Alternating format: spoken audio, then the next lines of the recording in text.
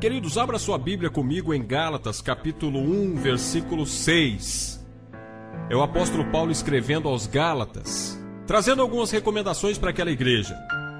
No capítulo 1, versículo 6, ele escreveu assim: Admira-me que estejais passando tão depressa daquele que vos chamou na graça de Cristo para outro evangelho, o qual não é outro, senão que há alguns que vos perturbam e querem perverter o evangelho de Cristo.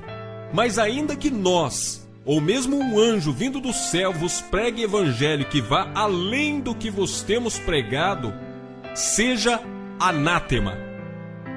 Queridos, as palavras do apóstolo Paulo são palavras pesadas, palavras impactantes, que trazem uma correção enérgica para uma igreja que, embora tivesse recebido os ensinamentos de Cristo por intermédio do apóstolo Paulo, que havia estado com eles, havia trazido instruções de como caminhar na graça de Jesus, de como viver a vida cristã, sendo seguidores, sendo discípulos de Jesus.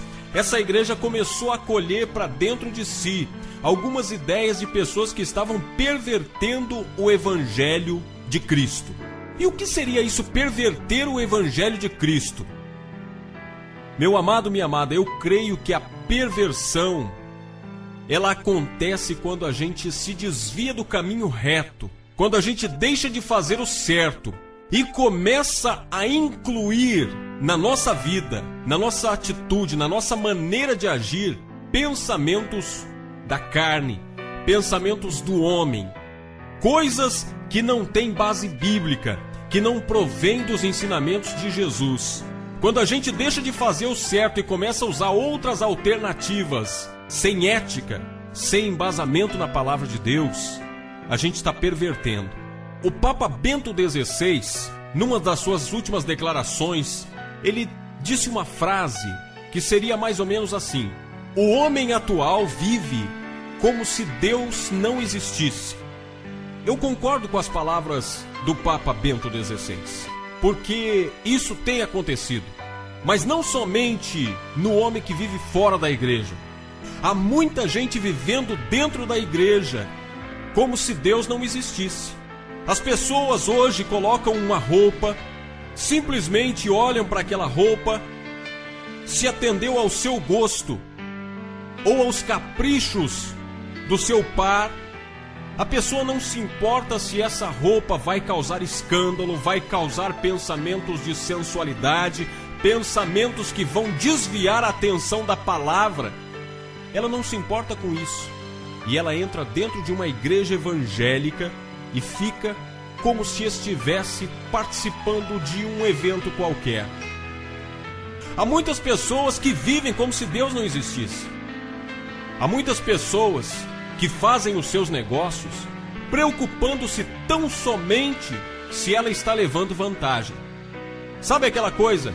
A pessoa vai fazer um negócio e ela pensa apenas naquilo que lhe é favorável, sem se perguntar: será que Jesus aprovaria esse tipo de negócio?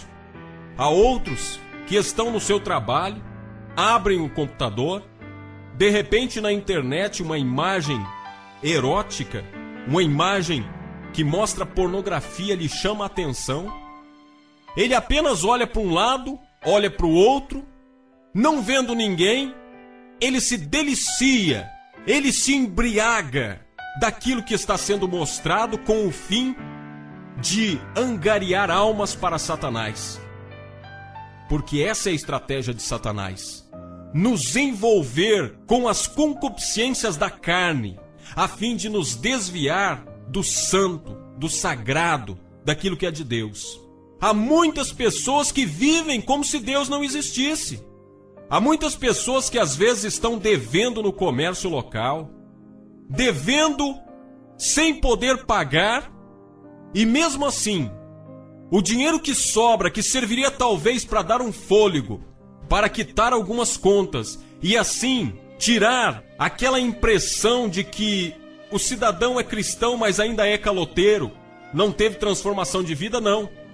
Ela aproveita aquele dinheiro para viajar, para fazer festas, como se Deus não existisse. ela diz para si mesma: eu mereço, eu preciso curtir a vida, os outros que esperem. Ou seja, o nome de Jesus e a moral que seja manchada, mas a concupiscência da minha carne, o meu desejo, eu não deixo de satisfazer, não me importando se o nome de Jesus está sendo enxovalhado. Ela não se importa com isso. As pessoas estão vivendo como se Deus não existisse, preocupando-se primeiramente e quase que exclusivamente em satisfazer as suas vontades, não se importando se a realização dessas vontades causa escândalo, mancha a imagem do cristianismo e está completamente fora da Bíblia. Elas continuam caminhando e vivendo como se Deus não existisse. Elas vão ao culto, mas somente o seu corpo se apresenta diante de Deus, porque a sua mente está preocupada com tantas coisas lá fora. O celular não pode ser desligado, porque a qualquer momento alguém pode ligar. E provavelmente, se esse alguém ligar, eu não posso deixar de atender. Não me importo se eu deixo de dar atenção para Deus para dar atenção para essa pessoa. Sabe por quê?